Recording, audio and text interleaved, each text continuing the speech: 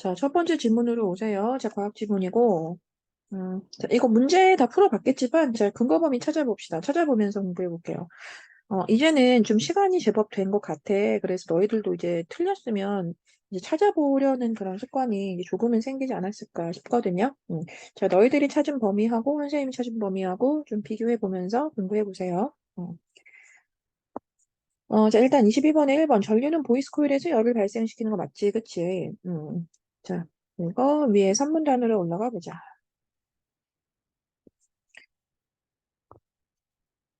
자, 3문단 보면은 여기에서, 음, 이런 지점? 그, 폴피스는 전류가 흐르면서 보이스 코일에서 발생하는 열을, 자, 보이죠?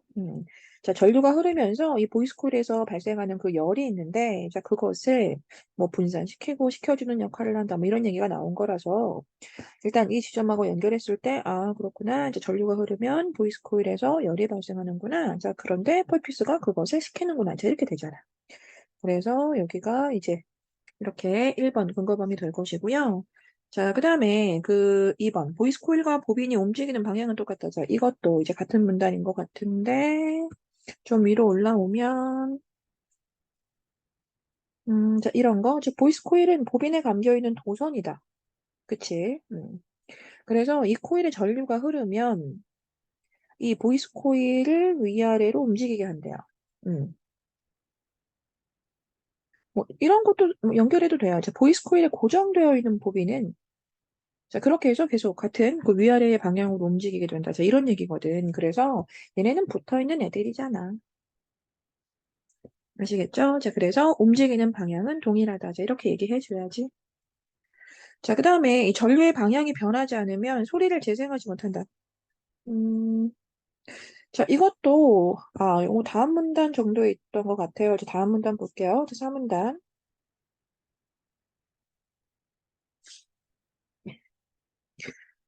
좀 많은 부분 봐야겠네요. 자, 일단 여기 뒷부분에 보면은 뭐 이런 거. 그 보이스 코일에 흐르는 그 교류 전류의 방향이 바뀌면서 그렇게 보이스 코일이 받는 힘도 그 이전과 반대 방향으로 작용하게 된다. 알겠어요?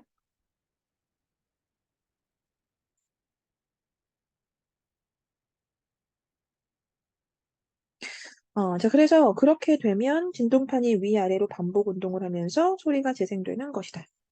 됐죠? 음. 자, 그래서 뭐 이런 지점들을 묶어서 이렇게 자, 근거 범위 얘기할 수 있고.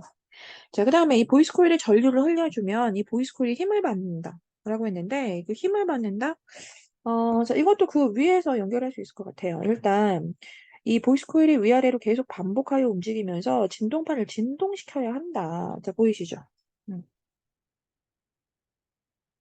자, 그렇게 해서 이 반복 운동 자체가 전류의 방향을 계속해서 바꾸는, 자, 그런 교류 전류를 보이스 코일에 흘려주기 때문에 결국 이게 이루어지는 것이다. 자, 그래서 이 보이스 코일에 전류를 흘려주면 결국 보이스 코일이 힘을 받는 거야 라고 하는 거 연결할 수 있고. 아시겠죠? 음. 자, 그렇게 답은 뭐 근거 범위 찾을 수 없는 5번이 되고. 이제 그 다음에 이제 이거 이제 각 부분하고 연결하는 건데요. 이제 대부분 좀 3문단하고 연결할 수 있을 거예요. 자, 보자. 자, 일단 이거 1번 맞는 거잖아. 그치? 자, A가 뭐였냐면 댐퍼였어요. 그쵸? 그럼 댐퍼는 그 프레임에 보빈을 지지시켜서 보이스 코일의 중심을 잡아주는 거 맞니? 자, 했는데, 그렇죠. 자, 왼쪽에 보면 댐퍼는 스피커의 외형을 이루는 단단한 프레임에 보빈을 지지시켜서 보이시죠? 자, 그렇게 보이스 코일을 위아래로 막 잘 움직일 수 있도록 중심을 잡아준다. 자, 이렇게. 23번에 1번 연결할 수 있고. 자, 그 다음. 자, B에서 연구자석이 형성하는 자기장을 보이스 코일 쪽으로 향하도록 제어하는 거 맞니? 이랬어. 뭐가? 탑 플레이트. 음. 자, 탑플레이트는 이러한 역할을 하는 게 맞냐? 이랬는데, 이것도 왼쪽. 내용 어렵다고 생각하지 마시고, 이제 읽을 때는 좀 어려움을 느낄 수도 있어요. 그런데 이 문제를 막상 풀 때는 이제 왼쪽과 같은 이야기를 그대로 연결해서 찾게 하는 경우가 많기 때문에, 사실 뭐 아주 문제를 푸는데 어려움을 겪거나 뭐 그렇지는 않길 바래요. 자, 그래서 뭐 이것도 탑플레이트는 뭐 바로 얘기해 줄 겁니다. 탑플레이트는 자기장을 보이스 코일 방향으로 제어하는 역할을 합니다. 자, 이렇게. 자, 바로 나와 있었죠. 자, 그 다음에 이제 3번 답이었죠. 그쵸? 3번 뭐 연결해 볼 수 없으니까 답이고요. 그 다음에 4번에 D를 보면 보이스 코일이 받는 힘을 D가 뭐지? 보빈입니다. 우리 아까 많이 읽었던 지점 같은데, 자, 보빈은 보이스 코일이 받는 힘을 진동판에 전달해서 진동판을 진동시키는 게 맞냐라고 했는데, 자, 이 얘기 좀 전에 읽었던 거 기억납니까? 음, 음, 뭐 똑같네요. 그래서 일단 이 보빈은 음, 뭐 아까 읽었던 지점하고 동일해요. 그래서 보이스 코일을 위아래로 움직이게 한다. 보이스 코일에 고정되어 있는 이 보비는 보이스 코일이 받는 힘을 그대로 전달해서 소리를 지승시키는 거다. 뭐 이렇게 되어 있죠. 그렇죠? 자, 그만 찾을게요. 자, 여기에서 23번에 4번 연결할 수 있고. 음. 자, 그 다음에 24번 같은 경우가 이제 우리가 왼쪽 지문을 막 읽다 보면은 마지막 지문 한번 선생님이랑 볼게요. 마지막 문단. 마지막 문단을 좀 보면은 이런 얘기가 있어. 한편 자기장과 전류의 세기가 커짐에 따라서 보이스 코일에 작용하여 진동판을 진동시키는 힘도 커지는데 그런데 이 연구자 속에서 형성되는 자기장의 세기는 항상 일정해서 스피커에서 재생되는 소리의 크기는 이라고 해서 이런 걸 처음 얘기해 준 거거든요. 그래서 스피커에서 재생되는 소리의 크기는 결국 보이스 코일에 흐르는 이 전류의 변화에 따라 달라져 라고 했거든. 위의 지문에서는 이제 주로 어떤 얘기를 했다고 사실 해야 되냐면, 일단 우리가 지금 주로 읽은 게 3문단이니까요. 3문단 같은 경우에 만약에 딱 읽었잖아. 그럼 3문단에서 무슨 내용 이야기했다고 해야 돼? 이 다이내믹 스피커의 내부 구성, 그리고 구성품들의 각각의 역할, 자, 이런 얘기를 했다고 해야 되거든? 그치? 자, 그러면 이제 사문단에서는 무슨 얘기를 했다고 해야 되는 거니? 자, 이거는 그렇게 해서 소리가 나게 되는 거야. 자, 이렇게 소리가 나는 원리에 대해서 얘기했단 말이야. 사문단에서. 그래서 이 오문단에는 이런 얘기가 처음 나왔다고 하는 거야. 그래서 오문단에는 결국, 소리의 크기 조절도 가능한데, 자, 그것은 뭐다? 이 보이스 콜에 흐르는 전류의 변화에 따라 달라지는 거구나. 자, 이렇게. 즉, 마지막 문단에는 애초에 소리의 세기와 관련된 내용을 얘기했단 말이지. 알겠죠? 음. 자, 그런 다음에 이제 24번에 보기를 막 읽다 보면은, 이런 얘기가 있다는 거예요. 즉, 대체 우리가 기억에 들어갈 내용이니까 이 결국 저음에 해당하는 전류를 어떻게 해야 저음을 강화하는가. 자, 이거. 그래서 저음을 강화한다라고 하는 걸 저음을, 특정한 음을 어떻게 해야 더 세게 낼 수 있게 되는가거든. 그래서 결국 이 기억에 들어가는 내용 자체가 음의 세기와 관련된 이야기였다는 거야. 그럼 당연히 이걸 연결해 보아야 하는 것은 이제 마지막 오문단이었다는 거지. 그래서 오문단에 뭐라 그랬는데 재생되는 소리의 크기는 전류를 좀 변화시켜서 할 수 있어. 이렇게 했거든. 알겠니? 그래서 이 전류의 세기를 변화시켜서라고 했기 때문에 결국 그것과 연결해 볼 수 있는 건 너무나 단순하게 답은 1번 이렇게 되는 거예요.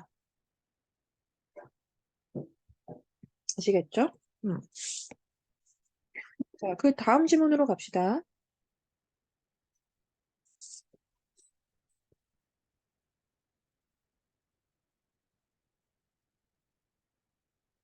이 질문은요, 좀 빠르게 훑어볼게요. 알겠죠? 자, 일단 처음에, 자, 금융상품에 그런 유형들이 있대요. 자, 금융상품은 이제 이런 것들이 있대. 자, 이 중에 이제 주식 같은 경우는 이제 뭐 큰 수익을 얻을 수 있긴 한데 손실의 가능성도 큽니다. 그런데 예금 같은 경우는 좀 수익은 적지만 손실 가능성은 적대요. 그래서 사람들은 무엇에 따라 투자 성향에 따라서 이렇게 상품을 선택하게 된대. 그러다 보니까 이제 이 금융회사에서는 이제 그것에 맞는 이제 상품을 이제 추천하게 된다는 거죠. 그러한 성향을 고려해서 추천을 한대. 그럼 대체 그 사람들의 성향이라는 걸 판단하는 기준은 뭘까? 자, 이렇게 했습니다. 자, 그 다음 문단. 자, 그래서 일단 그 금융회사는 투자의 기대 효용이라는 그 새로운 말이 나왔고, 자, 기대 효용에 대한 그 태도를 기준으로 해서 고객들을 위험 추구, 위험 회피형 등으로 분류했다. 자, 우리 지문 속엔 이 두 가지만 나왔죠. 그렇죠? 자, 그래서 이 기대 효용이라는 걸 이제 구할 수 있는 뭐 그런 식도 좀 얘기했고요. 그걸 이렇게 좀 구체적인 예를 들어 설명해 주었기 때문에 좀 이해하기 어렵진 않았을 겁니다. 그렇죠? 자, 이제 그렇게 해서 그 다음 문단 보면은, 자, 고객들의 투자 유형은 투자를 통해 얻을 수 있는 기대 효용과, 그래서 이 투자 유형이라고 하는 건 이렇게 기대 효용과 또 투자를 하지 않고 화폐를 보유했을 때의 효용, 투자를 통해 얻을 수 있는 것과 그냥 일반적인 화폐를 보유했을 때, 그러니까 투자하지 않는 거죠, 그렇죠? 그렇게 화폐를 보유했을 때의 효용 중에 어느 것을 선택했느냐에 따라 나눈다. 그래서 이제 화폐 보유를 선택하면 이제 위험 회피형이 되고 투자를 선택하게 되면 그 사람은 위험 추구형이 된다. 뭐 이렇게 됩니다. 자, 그다음 그래서 이처럼 기대 효용이 같더라도 소비자들이 보이는 태도의 차이가 있다라고 하면서 이걸 한계 효용의 개념으로 설명하기 위해서 어떤 그래프 하나가 나왔어요. 그럼 그래프 보시면 그 왼쪽의 그래프는 어떤 사람이 느끼는 화폐에 대한 효용을 나타낸 건데라고 하면서 여기에서 그 A에서 A 플러스로 1단위가 증가한 사람은 3의 차이가 되더라. 이렇게 됐죠. 그러니까 즉 A를 기준으로 해서 이만큼 즉 화폐를 하나 더 이렇게 얻게 되었을 때, 자, 그 사람은 효용, 만족감 정도를 생각하시면 되고요. 자, 그래서 이 사람은 이렇게 3의 효용이 있대. 자, 그런데 이제 반대로라고 해서 그 반대로 투자에 실패해서 만약에 하나 정도의 양을 더 잃게 된 거예요. 음. 자, 그러면 이 사람은 한계용 자체가 이제 여기에서는 이제 마이너스 5가 되죠. 그렇죠? 단위는 같습니다. 그렇죠? 이제 하나라는 것으로 단위는 같은데, 자, 하나를 얻었을 때 오는 그 만족은 3인데, 하나를 잃었을 때 나타나는 이제 그런 그 사람의 생각은 이렇게 마이너스 5 정도랍니다. 자, 그래서 이제 이런 경우는 이제 당연히 불만족을 더 크게 인식한다라고 해야 하기 때문에 위험, 회피형의 성향을 가지게 된다라고 했네요. 그래서 이제 마지막 문단에 이제 금융회사에서는 이제 이런 성향을 분류해서 사람들한테 추천을 한다. 뭐 이런 얘기로 끝났습니다. 자, 그러면 윗글에서 언급된 정보, 투자 상품의 유형 있었니? 있었지. 어디 시작할 때부터 여기에서. 자, 금융상품에는 자 보이시죠? 자, 금융상품에는 이런 것들이 있어라고 해서 유형 언급했고요. 자, 그다음에 자, 기대 효용의 계산 방법. 뭐 아까 전에 선생님이 읽지 않았지만 있었죠. 그렇죠? 자, 그래서 계산 방법 있었다라고 해야 하고 자, 그다음에 투자 성향의 판단 기준. 투자 성향의 판단 기준. 이 사람을 어떤 성향이라고 판단해야 하는가의 그 기준. 어디 있다고 해야 돼? 자, 아까 체크했던 부분이긴 한데, 뭐, 이렇게 해서, 뭐, 아까 읽었지만, 다시, 투자보다 화폐 보유를 선호하면 위험의 피형, 투자보다 화폐 보유를 더 선호하면 위험의 피형이고, 그 다음에, 뭐, 투자를 통한 이제 그런 어떤 기대 효용을 더 선호하면 위험, 여기, 알겠죠? 그래서 이 지점에서 판단 기준 26번에 3번 나오고. 자, 그 다음에 4번 투자 성향의 분류 효과. 자, 이렇게 투자 성향을 분류했을 때 얻는 효과는 무엇인가? 자, 마지막 문단에 나와 있죠. 이렇게 되면 금융회사는 더 많은 고객들과 더 많은 투자 자금을 유치할 수 있게 됩니다. 자, 이거. 에이, 4번이었구나. 아시겠죠?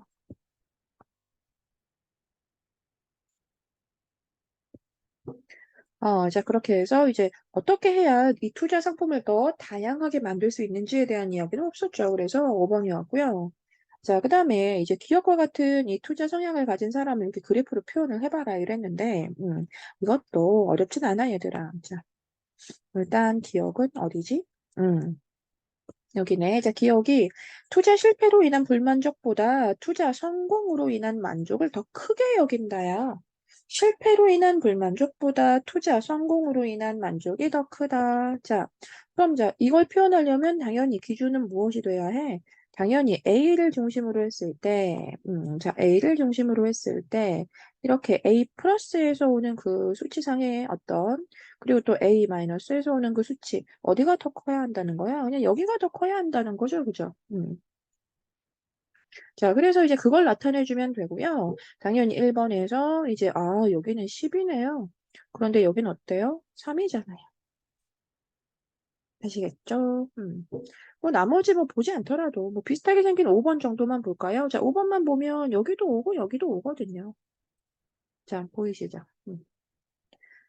자, 그래서 이제 답은 1번. 그것이 가장 많은 차이가 난다라고 해줘야 하는 1번이 답이었고, 그 다음에 그 28번 같은 경우에 자, 보면 뭐 이렇게 나왔습니다. A 상품, B 상품은 이런 차이가 있고, 그 다음에 갑을병이라는 사람은 각각 무엇을 선택했는지인데, 보면 일단 갑은 B 상품을 선택했고요. 그리고 을도 A 상품을 선택했습니다. 근데 병만 뭐 했다? 현금 보유를 선택했어요. 아시겠죠? 자, 그럼 일단 이 병과 가글의 차이는 알겠네요. 자, 병 자체는 뭐다? 이 사람은 위험, 회피형 인간이군요. 음, 자, 그럼 뭐 이 정도만 하고 1번 볼게요. 자, 갑은 병에 비해. 자, 갑은 병에 비해 손실 위험이 있더라도 수익을 얻을 수 있는 투자 상품을 선호했잖아. 그치? 아시겠죠? 자, 그 다음에 이 갑과 을은 화폐를 보유하기보다는 이 투자를 통해 얻는 기대 효용을 선택한 거잖아요. 아시겠죠? 이 상품 투자를 선택했죠. 알겠죠? 이렇게 이 사람들은 이 투자를 선택했고 병은 현금 보유를 선택했다. 그러니까 갑과 을은 화폐를 보유하기보다 투자를 통해 얻는 것을 선택한 것입니다. 그 다음, 을은 갑에 비해, 자, 이제 둘을 가지고 비교했는데, 을은 갑에 비해 투자할 때 위험을 더 추구하는 성향이야 라고 했거든. 그럼 이건 그 위에 표에서 봐줘야겠는데, 그 위에 표에 보면 어때요? 위에 나와 있는 내용 보면. 이 둘 다 지금 투자를 선택한 건 맞아. 그런데 A 상품은 투자 수익은 큰 반면에 그 확률은 좀 낮습니다. 그 확률은. 즉 실패 확률이 더 크죠. 그런데 B 상품 같은 경우에는 A하고 비교했을 때 이렇게 투자 수익은 좀 떨어지지만 그것이 이렇게 실제로 이제 얻을 수 있게 되는 그 확률은 좀 더 높은 편이에요. 자, 그런데 그 상태에서 이제 갑은 B를 선택했다는 거야. 그럼 둘을 가지고만 보면 누가 더 위험을 여기에서 회피한다고 해야 하니 여기에서 B 상품을 선택한 이 갑이 을에 비하면 좀 더 위험을 회피한다고 봐야겠지. 알겠니? 그래서 이제 반대로 이 을은 갑에 비해서 위험을 더 추구하는 성향이야 라고 하게 됩니다. 자, 그 다음 4번 병은 갑과 다르게 병하고 갑 비교했네. 자, 병은 갑과 다르게 A 상품이 이 B 상품보다 투자 실패 확률이 더 크다고 보겠다. 자, 일단 A 상품 자체가 B 상품보다 투자 실패 확률이 더 큰 거는 어때요? 맞아요? 맞아요. 그쵸? 자, A와 B를 갖고 보았을 때 A 자체가 B보다 투자 실패 확률이 더 큰 건 맞잖아요. 그쵸? 그래서 이 A 같은 경우는 어쨌든 수익이 더 큰 반면에 그걸 얻을 확률은 20%밖에 되지 않기 때문에 결국 A 자체가 투자 실패 확률이 더 큰 거는 맞아. 음. 자, 그런데 갑과 달리라고 한 이 지점. 이 투자 실패 확률이라고 하는 것은 이건 사람마다 달라지는 게 아니잖아. 음. 즉, 투자 실패 확률은 이건 정확한 수치로 고정되어 있는 거죠. 정확한 수치로 이제 나온 그 고정값입니다. 자, 그럼 무슨 차이가 있다고 봐야 하는 거야? 투자 실패 확률은 다 똑같이 우리가 보게 되는 수치인 거예요. 자, 그런데 뭐가 다른 거야, 결국? 엄마야, 화면이 까매졌어. 됐다. 자, 이것은 이제 다 같은데, 결국 그것을 어떻게 대하는지에 대한, 즉 그것에 대한 무엇이 다르다. 성향이 다르다. 성향 차이다. 이렇게 돼야 되잖아. 알겠니?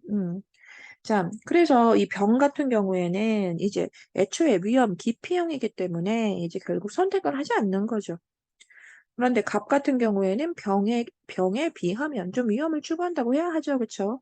자, 그래서 그것에 대한 성향 차이가 있기 때문에 내가 선택하거나 선택하지 않게 되거나, 자, 이렇게 되는 거지. 여기에서 투자 실패 확률 그 자체를 다르게 보는 건 아니다. 알겠어요?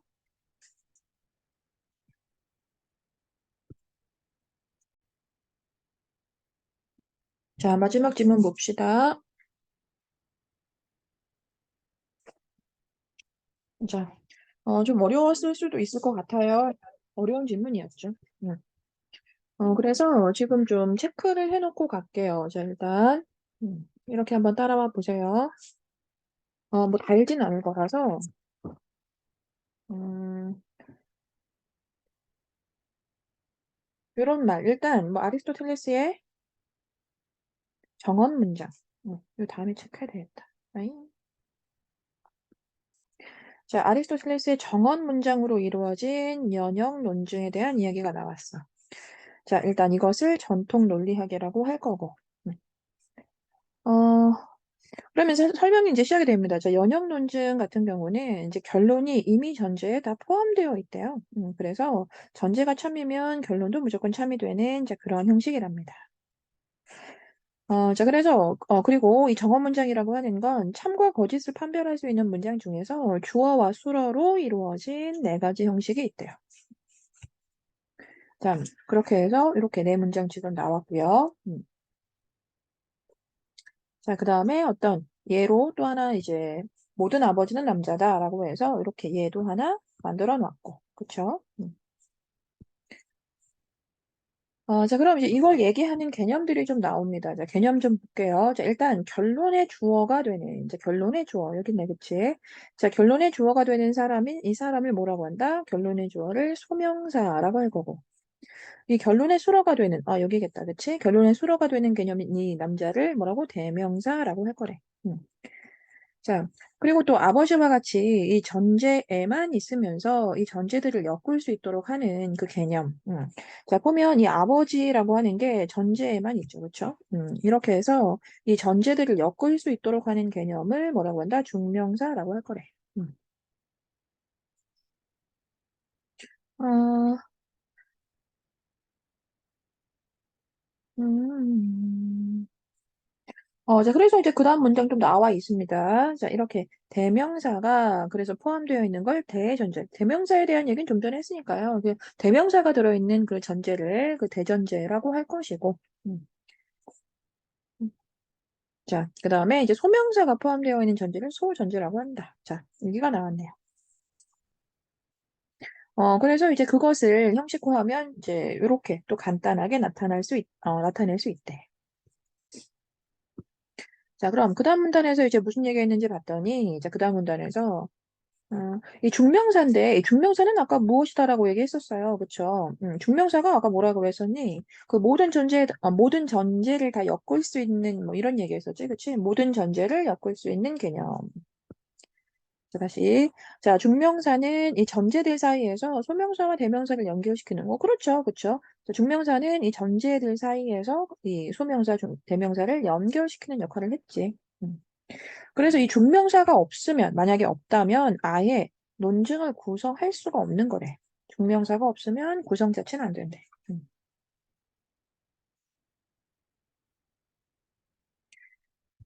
자, 그래서 이제 결론에 SP 배열은 고정되어 있는 게 맞는데, 전체 같은 경우에는 좀 배열이 자유로워서, 뭐 다양한 이제 그런 뭐 종류가 나올 수 있다. 자, 그래서 정원 3단 논증에 네 가지 유형이 나올 수 있다.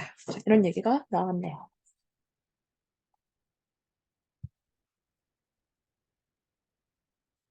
음.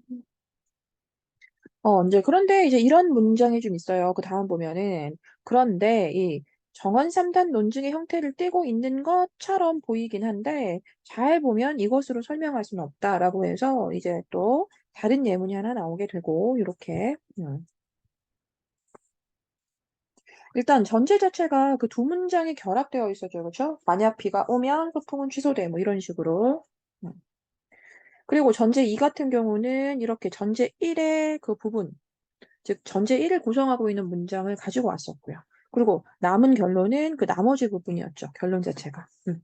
아무튼 그래서 이런 문장을 만들면 사실 전통 논리, 지금까지 본 게 이제 전통 논리학이었잖아요. 이 전통 논리학으로는 이 문장을 제대로 분석할 수가 없게 된대요. 자, 그래서 이제 20세기에 논리학자 프레게는 이라고 해놓고 이것은 한계가 있음을 지적하게 됩니다. 자, 그래서 이제 새로운 명제 논리학을 제안하게 됐다. 자, 이렇게 해서 명제 논리학이라는 새로운 개념이 나왔고요. 이제 명제란 참과 거짓을 판단할 수 있는 문장이다. 자, 이런 얘기가 나왔네요. 전통 논리학에서는 정언 문장을 명사 단위로 나누어서 분석한 거 맞지, 그치? 그 다음 문장 보면. 자, 그런데 이 명제 논리학에서는 명제 자체를 논증의 기본 단위로 삼는데. 자, 명제 자체를 논증의 기본 단위로 삼는다. 그래서 이걸 가지고 또 설명을 하기를 이제 뭐 이런 거 더 이상 분해할 수 없는 명제를 단순 명제라고 할 것이고, 그래서 뭐 이런 식의 이제 기호로 표시가 될 것이고, 그 다음에 이제 여기에 그 논리적 연결사라고 해서 여기 보이죠, 그렇죠? 이런 연결사들, 의미는 오른쪽에 나와 있고, 자, 이런 논리적 연결사를 통해서 뭘 만든다? 복합 명제를 또 만들게 된대요. 음. 그래서 이 지분이 좀 어렵게 느껴졌을 수 있지만 상당히 자세하게 진짜 하나하나 다 풀어 설명해주고 있는 그런 지문이야, 얘들아. 음. 자, 뭐 아무튼 그래서 그 다음 문단에 만약에 전제 1에서 비가 온다, 소풍은 취소된다. 자, 이 두 개의 단순 명제를 이렇게 복합 명제로 연결을 했잖아요. 자, 그래서 일단 있는 그대로 읽어볼게요. 자, 이렇게 비가 온다, 소풍은 취소된다의 두 개의 단순 명제가 연결된 복합 명제였고, 전제 1은. 자, 그래서 이 각각을, 그리고 단순 명제 이 P와 Q는 만약 뭐뭐이면 뭐뭐이다에 해당하는 그 논리적 연결사 무엇을 요거를 또 쓸 수 있다. 이 얘기죠.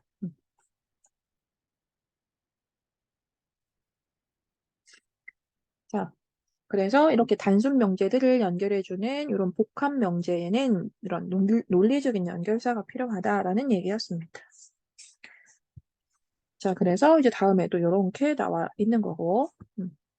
자, 그 다음 마지막일까요? 이제 거의 다 왔죠? 자, 그래서 이 아리스토텔레스의 정언 문장에서 그 명사들 간의 관계에 의존하여, 맞죠? 그죠? 이 얘기 계속 해주고 있습니다. 자, 즉 정언 문장에서는 그 명사들 간의 관계에 의존하여 좀 설명을 했는데, 이 명제 논리학에서는 그 명제들의 진리값, 그리고 논리적 연결사에 의존하여 지금 평가 중이란 얘기야. 음. 그러면서 또 이제 자세하게 설명을 해주네요. 자, 가령 이런 연결사들, 또 기억납니까? 저 위에 있었는데, 이게 또는이었나요? 그쵸? 맞네. 또는이었죠. 자, 그래서 이렇게, 뭐, 또는 혹은 뭐, P와 Q, 하나라도 무엇일 때 참이면 참이 되는데, 이 중에 하나라도 참이면 참이 되는데, 자, 그런데 이건 그리고 거예요. 그래서 이 모두란 얘기죠. 그래서 만약에 이와 같은 어떤 연결사를 쓰는 것, 그래서 이 PQ 모두 참이 되는 것, 좀 달라지는 경우죠. 그래서 이렇게 뭐 연결사 자체가 의미가 각각 있다는 걸 좀 이해해 주시고, 그런 다음에 이제 이와 같은 그런 연결사를 통한 어떤 표현은 모두 참일 때만 참이 된대요. 자, 그리고 이제 이 연결사도 기억나죠, 얘들아? 자, 만약 뭐뭐라면 뭐뭐다 이거였죠. 그래서 이런 형태로 연결이 되면 이제 P와 Q 모두가 참일 때 참이 되는 거고, 또 P가 참이고 Q가 거짓이면 그대로 거짓이 된대요.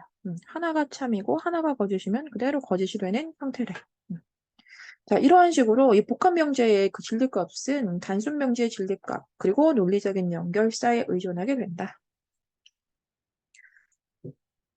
자, 그리고 이제 그 오른쪽에 그 4-1 문장을 얘기할 때 이렇게 전제 2가 전제 1의 선행 조건인 P를 긍정함으로써 또 역시나 Q가 성립된다는 논증인데, 자, 이런 경우를 우리는 전건 긍정이라고 한다. 자, 이제 이런 것들 다 외울 수는 없고요. 우리가 문제 풀 때 이제 이런 것들을 요구하는 이제 그런 걸 만나면 그때 와서 좀 자세하게 봅시다. 자, 명제 논리학은 정언 문장만을 분석의 대상으로 삼는 전통 논리학에서 다루지 못한 것들까지 포함시켰다. 맞죠? 그쵸? 자, 그래서 또한 논증의 모든 요소를 기호한 거 맞고, 그렇게 명제 논리학은 자연 언어를, 이거 좀 새로 나온 말이지만 줄도 쳐져 있기 때문에 일단 좀 넘어갈게요. 자, 그렇게 해서 명제 논리학은 우리의 언어를 컴퓨터로 프로그래밍 할 수 있는 그런 길까지 열어주었대요. 자, 그리고 이후로 수어 논리학으로도 발전이 되었다. 그래서 수러 논리학은 이제 수러 기호까지 우리가 이제 이건 뭐 구체적으로 알 수는 없지만 이 수러 기호라는 것까지 사용하게 되어서 명제 논리학에서 다루지 못한 그 어떤 내부의 구조를 더 분석하게 되는 그래서 논리학의 범위가 더 뭐 넓어졌다라는 그런 결론이었습니다. 자, 일단 뭐 지문이 좀 길었지만 좀 빠르게 읽어봤고요. 그 29번 문제 같은 경우에 자, 볼게요. 자, 그럼 전체적인 문제잖아, 이런 문제는. 자, 위클에 대한 설명으로 적절한 것은 논리학의 발전 과정을 개괄적으로 소개하고 있다. 논리학이 어떻게 발전하게 된 것인지. 자, 우리 지금 위에서 읽은 거, 즉 흐름에 대한 거 맞나요? 맞지, 그치? 처음에 이 전통 논리학에서는 누로 시작했거든요. 기억납니까? 자, 그래서 이 전통 논리학에서는 3세기에 아리스토텔레스는 이렇게 얘기했고, 그리고 20세기로 넘어왔죠. 그리고 20세기에 프레게는 이런 얘기했고, 또 이걸 통해서 마지막에 또 발전된 이제 그런 형태까지 있다는 얘기를 했다는 거야. 이제 그래서 이렇게 논리학의 발전 과정을 개괄적으로 소개했다. 괜찮습니다. 그쵸?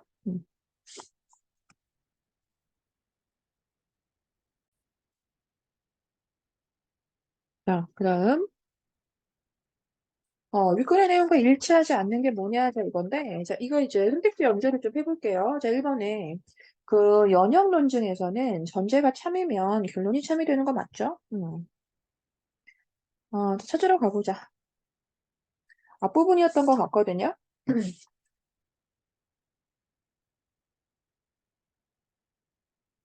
어, 여기 있네요.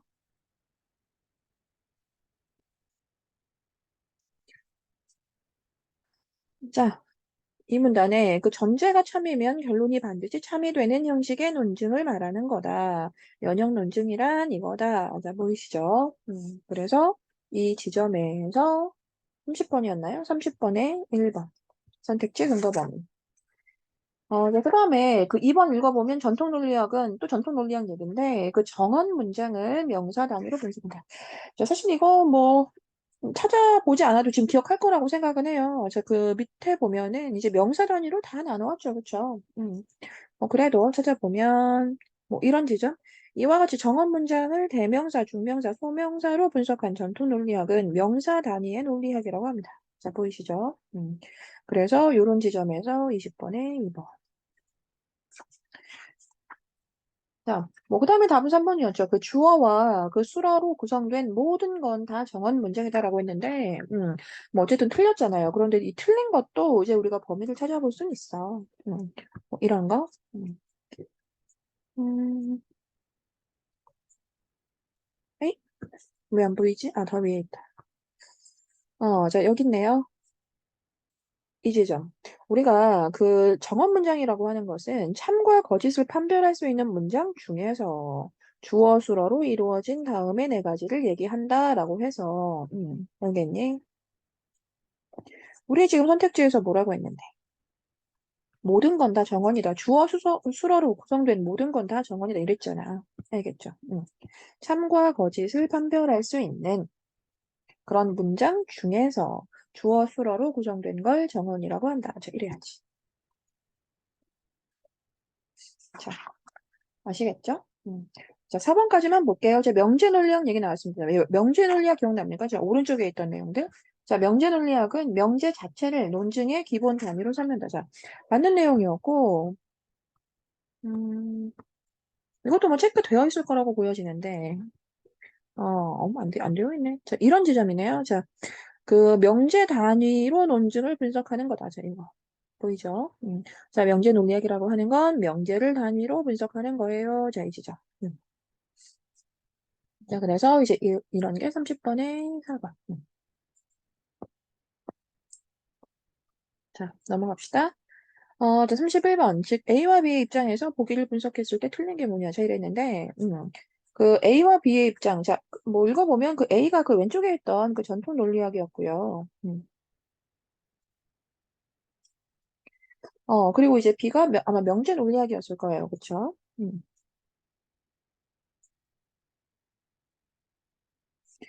자, 그럼 이제 연결을 해보자. 자, 1번에 그 A, 기억에서 모든 생명체는 죽는다는, 모든 생명체는 죽는 존재이다라고 할 수 있다. 그러니까 이와 같은 것에 사실 그 1번 같은 거는 뭐 솔직히 선생님이 설명하지 않아도 이제 이걸 이해하기 어렵진 않을 것 같아요. 여기에서 이렇게 명사 단위로 이렇게 끌어내는 것 자체가 이제 기본적인 그 전통 논리학의 포인트니까, 그렇죠. 그래서 이렇게 해서 이제 주어 서술어에 어떤 표현이 들어가는 것을 우리가 포인트로 잡아주는 거. 뭐 맞는 내용이고. 자, 그 다음에 이제 2번부터 잘 보면 이제 기억에서 생명체는 전제에만 나타나므로 중명사이다. 자, 이거 범위 확인하지 않아도 괜찮겠어요? 자, 중명사. 자, 전제에만 나타나는 거 중명사. 자, 이 전제에서 생명체 기억납니까? 자, 전제에만 나타나는 것 우리가 중명사라고 하자라고 했지, 그치? 그다음에 또 결론의 주어가 되는 개념은 우리가 소명사라고 하기로 했죠. 알겠죠? 찾으러 안 가요. 알겠죠? 자, 그다음에 이제 3번 B네요. 자, 기억에서 모든 생명체는 죽는다를 만약에 만약 생명체라면 죽는 존재다라고 재구성을 하게 된다면, 자, 그렇다면 이렇게 써도 되냐라는 건데, 자, 아직 이지죠. 자, 우리 이걸 연결사라고 하잖아요. 그쵸? 자, 그러면 이것을 우리가 이와 같은 연결사로 표현할 수 있는가? 인데요. 그 연결사를 설명하는 그 지점을 한번 가보세요. 보면은 이 화살표 우리가 뭐 어떻게 설명하기로 했어? 만약 뭐뭐라면 뭐뭐이다. 이렇게 뭐뭐이면 뭐뭐다. 그치? 뭐뭐이다. 자, 즉 이 연결사 자체의 의미가 자 이렇게 풀려 있기 때문에 당연히 연결할 수 있고. 자, 그 다음에 그 B, 니은의 전제 1은 복합 명제, 그리고 전제 2는 단순 명제에 해당한다. 자, 한번 가볼게요. 이 단순 명제, 복합 명제를 어떻게 얘기하고 있는가? 음,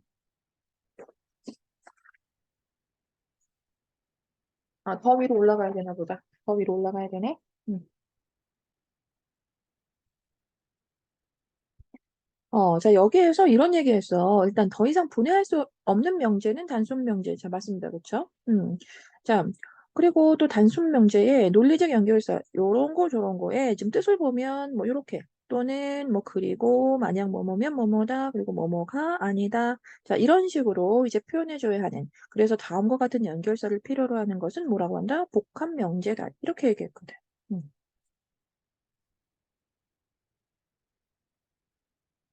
자, 그럼 니은 내용에서 이 전제 1은 복합 명제 맞니? 맞아. 네, 이라거나 라고 해서, 자, 여기에는 자, 이라거나, 자, 이거 뭐였지? 이렇게 쓸 수 있겠다, 그치? 자, 그럼 전제 2 같은 경우에는 일하지 않는다라고 했거든. 뭐뭐지 않는다. 자, 이거 혹시 복합 명제에서 이 연결사 사용해줘야 하는 복합 명제에서 자, 이런 뜻 있었어? 있었어. 뭐였는데? 이렇게. 즉, 뭐뭐가 아니다라고 하는 것도 우리는 복합 명제다라고 했거든. 알겠어요? 자, 일하지 아니하다.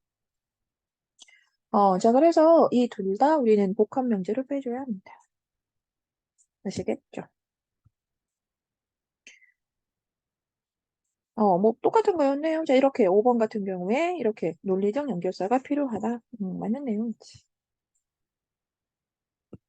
자, 그 다음에 그 기억에 해당하지 않은 거죠. 이것도요, 뭐 아주 어려워 보여요. 그쵸? 그런데 그 위에 나와 있는 내용 있는 그대로만 이해해 보세요. 그럼 그렇게 어렵진 않아요. 자, 보면 그 기억이 정원 3단 논증의 4가지 유형이라고 해서 쭉 나와 있고, 자, 우리가 이걸 이해하기 위해서, 음, 자, 뭐가 필요했냐면 그 위에 나와 있던 그 내용들이 필요했어. 자, 그 위에 나와 있는 거 다시 한번 보세요. 자, 이 위에. 자, 일단 이 중명사. 중명사가 없으면 중명사가 뭔진 얘기했죠. 둘 다 들어있는 이렇게. 자, 중명사 자체는 전제들을 전부 다 연결하는 역할을 하고 이게 중명사가 전제에 없으면 논증 구성이 안 된다. 이렇게 했거든요. 알겠어요? 자, 그런 상태에서 나머지는 뭐 결론은 정해져 있고, 이제 나머지 배열이 된다. 자, 이렇게 한 거잖아요. 자, 그러니까 이제 그 내용 가지고 우리가 여기에서 이제 바로 생각해 볼 수 있는 거, 그렇지. 결론은 다 똑같아. 그치? 자, 그럼 우리는 하나를 더 이제 기준을 삼을 수 있게 되잖아. 전부 다 모든 전제에는 뭐가 있어야 한다? 중명사가 있어야 한다. 아시겠죠? 그래서, 어잉, 그러네. 그러네. 뭐야, 여기 하나밖에 없잖아. 아시겠죠? 자, 이렇게 해서 답이 4번이 되는 거야. 알겠죠? 자, 그 다음에 33번. 자, 니은의 사례로 적절한 거죠. 니은이 뭐였냐면 전건긍정이었습니다. 자, 니은 자체가 전건긍정, 자, 이렇게 됐는데, 자, 전건긍정은요, 자, 일단 가야겠죠? 자, 가보자. 음, 이거다. 여기 왔네. 자, 자, 그 전건긍정은 뭐라고 했냐면 그 선행 조건인 P를 긍정해야 한다. 자, 일단 그치? 자, 선행 조건의 P를 긍정해야 한다. 자, 그리고 잘 보세요. 여기에서 이 전건 긍정을 이야기할 때, 선생님이 지금 이 마지막 문장만 읽었지만, 여기에서 이렇게, 자, 만약 무엇이라면 무엇이다 라는 것을 일단 전제로 놓고, 그래서 그 중에 무엇, 이 선행하는, 자, 이 부분에 대해서 먼저 긍정을 해주면, 그렇게 해서 결론이 나오게 된다. 자, 이 개념이었거든요. 알겠죠?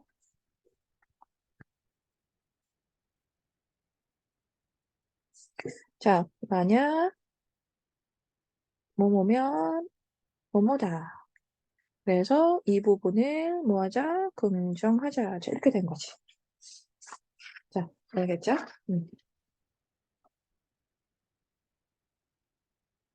자, 그럼 1번에 그 차가 달리지 않으면 멈춘다. 자, 이랬어. 자, 그 중에 이제 차가 달린다라고 해서 그 선행했던 그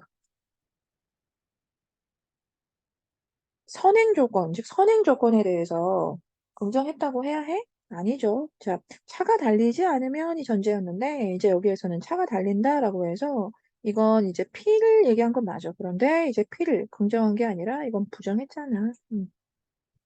알겠죠? 자, 차가 달리지 않으면 이라고 하는데 차가 달린다라고 해서 이제 P 자체를 부정한 것으로 봐줘야지. 그래서 일단 여기에서는 긍정, 그래, 오케이. 뭐 같은 말이긴 합니다만 좀 더 지문의 내용을 그냥 그대로 살려서 긍정하지 않았다. 자, 그 다음, 만약 그것이 생명체라면 죽는다. 이랬어. 그런데 여기에서 그것이 죽는다라고 해서 이건 애초에 그 피의 범위를 접근하지 않았지. 그치? 자, Q를 건드렸잖아. 그치? 그래서, 자, 이건 여기에서 만약 무엇이라면에 해당하는 자, 이 P를 긍정하는 것이기 때문에 자, 이건 P 자체가 아니었고. 자, 그 다음, 비가 오면 가뭄이 끝난다라고 했어. 비가 오면. 자, 또 어때? 근데 뒤에 가뭄이 끝나지 않는다라고 해서, 자, 이것도 역시나 피해 범위를 얘기하지 않았고. 그리고 또 긍정도 안 했어, 중요한 건. 뒷부분이긴 한데, 자, 긍정도 하지 않았고. 자, 그래서 교실 청소가 끝나면 집에 갈 수 있다. 교실 청소가 끝났다. 자, 어때? 앞부분, 즉, 피를 긍정했고. 아시겠죠? 그래서 이렇게 Q가 나오는 거지. 마지막까지 자 공부를 하면 성적이 오른다 이랬거든.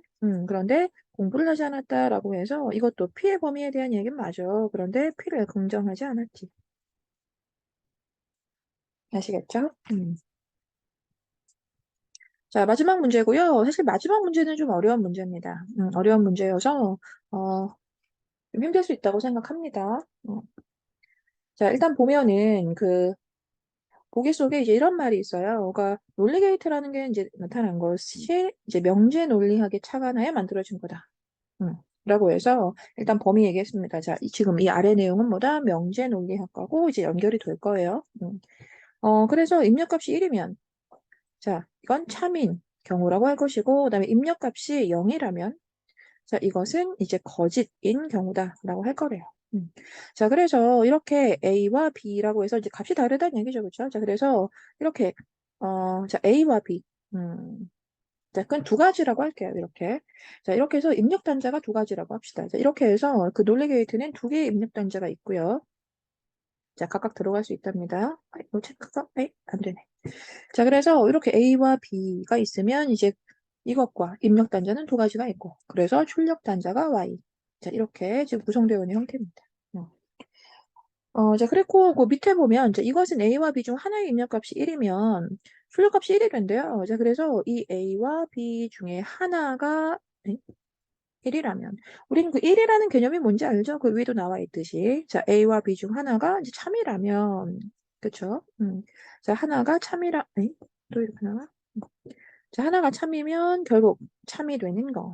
그리고 입력값이 모두 0이라면, 즉, 둘 다 모두 거짓이라면, 그 명제값의 어떤 진리가 거짓이라면 출력 자체가 거짓으로 나오는 자 그런 경우예요. 음. 자 그다음에 뭐 다른 경우인데요. 자 우린 이걸 뭐라고 자 OR 게이트라고 할 거고요. 그다음에 AND 게이트라고 해서 그 모든 입력값이 1일 때, 자 모두 참일 때, 자 모두 참일 때는 출력이 역시나 참이 되는 자 그러한 AND 게이트도 있답니다. 자, 그래서 지금 이것과 사실 연결 지어 볼 수 있는 것 자체가 어디냐면, 그 명제 논리학의 그 한 5문단 정도였을 거예요. 자, 5문단하고 자, 이 내용을 좀 유사하게 연결해 볼 수 있거든요.